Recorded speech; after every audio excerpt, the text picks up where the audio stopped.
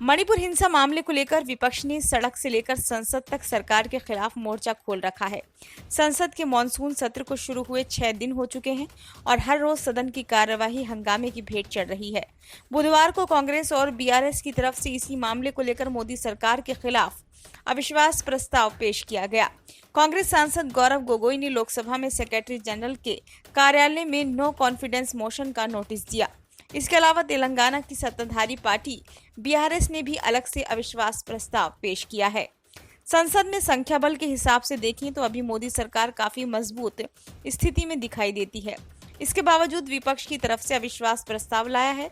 सवाल उठ रहा है कि आखिर संसद में संख्या बल कम होने के बावजूद विपक्ष की तरफ से यह अविश्वास प्रस्ताव क्यों लाया जा रहा है, इसके क्या सियासी मायने हैं, आइए समझते हैं। भाजपा की अगुवाई वाली एनडीए सरकार के पास अभी लोकसभा में 330 से ज्यादा सांसदों का समर्थन है। अकेले भाजपा के 301 सांसद हैं। वहीं विपक्षी खेमे यानी इंडिया गठबंधन के पास लोकसभा में 142 और राज्यसभा में 96 सांसद हैं। संख्या बल के हिसाब से दोनों सदनों में सत्ता पक्ष मजबूत है।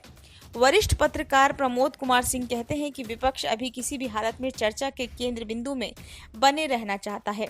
सरकार को हावी होने का कोई मौका विपक्ष नहीं देना चाहता है। विपक्ष लगातार मांग कर रहा है कि मणिपुर मामले में प्रधानमंत्री नरेंद्र मोदी सदन में बयान दें।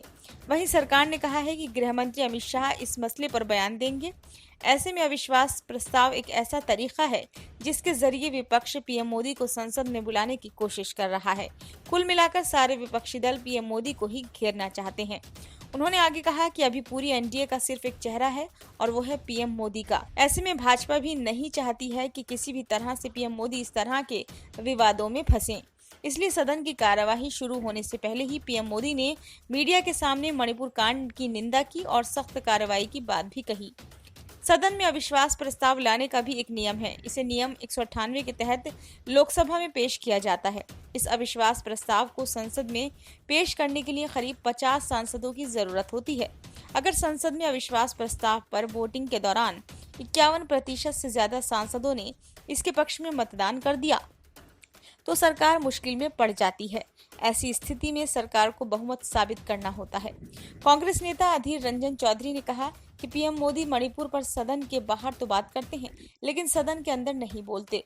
विपक्ष ने मणिपुर पर बार बार सरकार का ध्यान आकर्षित करने की कोशिश की लेकिन वह विफल रही। ऐसे में अब अविश्वास प्रस्ताव ही सही है।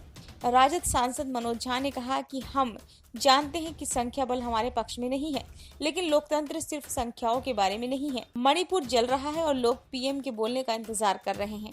शायद अविश्वास प्रस्ताव के बहाने उन्हें कुछ बोलने पर मजबूर किया जा सके, यही सबसे बड़ी उपलब्धि होगी।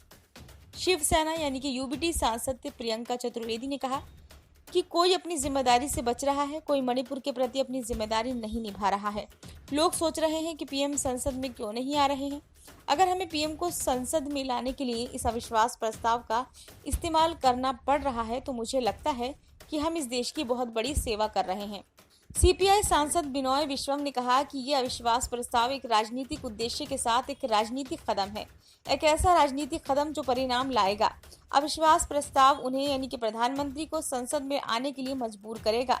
हमें देश के मुद्दों पर, खासकर मणिपुर पर संसद के अंदर चर्चा की जरूरत है।